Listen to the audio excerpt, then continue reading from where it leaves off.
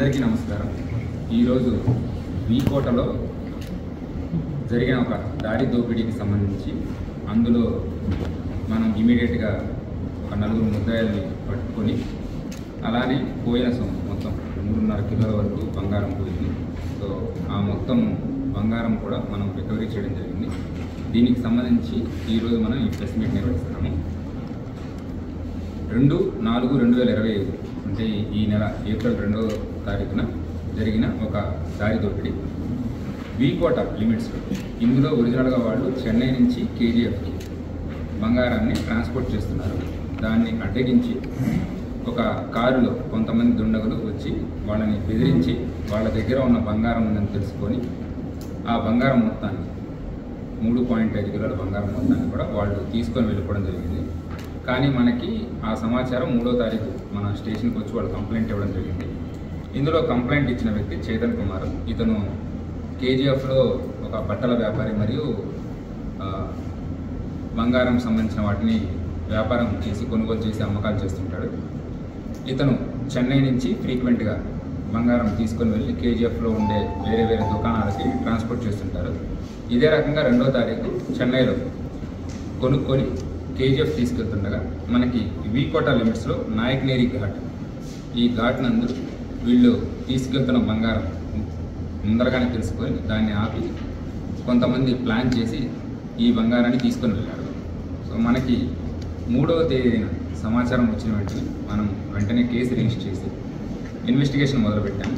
ఇందులో మొత్తం 4 ఇన్స్పెక్టర్లని 4 టీమ్స్గా పెట్టేసి అందరినీ కూడా వేరు వేరు రూట్స్లో ఎక్కడ జరిగింది, అలానే ఏ రూట్స్ నుంచి వాళ్ళు వచ్చారు, ఏ రూట్స్ నుంచి వెళ్తారు, మొత్తం ఇవన్నీ కూడా technical evidences, CCTV evidences gather చేయడం జరిగింది. ఈ గ్యాదర్ చేస్తున్న విషయంలో మనకు తెలిసింది ఏంటంటే, ఎవరైతే ఈ కారులో వెళ్తున్నారో ఆ డ్రైవర్ ముక్రమ్ అనే వ్యక్తి, అతను మనం ఏటుగా యాడ్ చేసాము. ఈ ముక్రమ్ ఆ పర్సన్ చేతన్ కుమార్ దగ్గరే చాలా కాలం నుంచి పనిచేస్తున్నాడు. ఈ విషయాన్ని అతను జైపాల్ అనే కేజీఎఫ్లో పనిచేసే ఒక కాంగ్రెస్ కౌన్సిలర్ అతనికి తెలియజేసి ప్లాన్ చేసి ఒక పథకం ప్రకారం మన వీకోట లిమిట్స్లో ఈ దారి దోపిడిని ప్లాన్ చేశారు. దాన్ని ఎగ్జిక్యూట్ చేయడం జరిగింది. సో మనకు వచ్చిన ఈ టెక్నికల్ ఎవిడెన్స్ అన్నింటినీ కలుపుకొని వీళ్ళని మనం ట్రేస్ చేసాము. ఇప్పటి వరకు మొత్తం 13 మంది ఇందులో ఇన్వాల్వ్ అయ్యారు. ప్లానింగ్లో కానీ ఎగ్జిక్యూషన్లో కానీ, చెన్నై నుంచి వీళ్ళని ఫాలో అవుతూ కేజీఎఫ్ ద్వారా రావడం కానీ. సో మొత్తం 13 మందిని మనం ఐడెంటిఫై చేసాము. ఇందులో 4 ఎవరైతే సరే మెయిన్ ప్లాన్ చేశారో జైపాల్ అనే వ్యక్తి, ఇతని వయసు 67 సంవత్సరాలు, ప్రస్తుతం కేజీఎఫ్లో కాంగ్రెస్ తరపు నుంచి కౌన్సిలర్గా ఉన్నారు ఇతన్ని. అలానే ఆ కారు డ్రైవర్ ముక్రమ్ అనే వ్యక్తి, ఇతని వయసు 42 సంవత్సరాలు, ఇతను కేజీఎఫ్లోనే ఉంటున్నాడు అతన్ని. అలానే ఈ ఎగ్జిక్యూషన్ చేసిన వ్యక్తులు కేఆర్ బాబు మరియు షణ్ముఖం, వీళ్ళిద్దరూ కూడా కేజీఎఫ్ వాస్తవులే.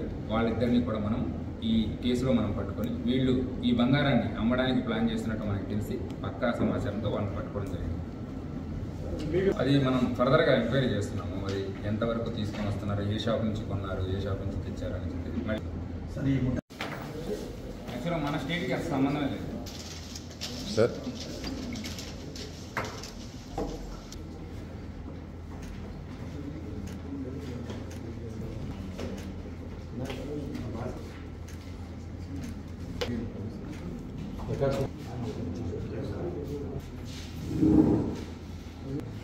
రెడ్డి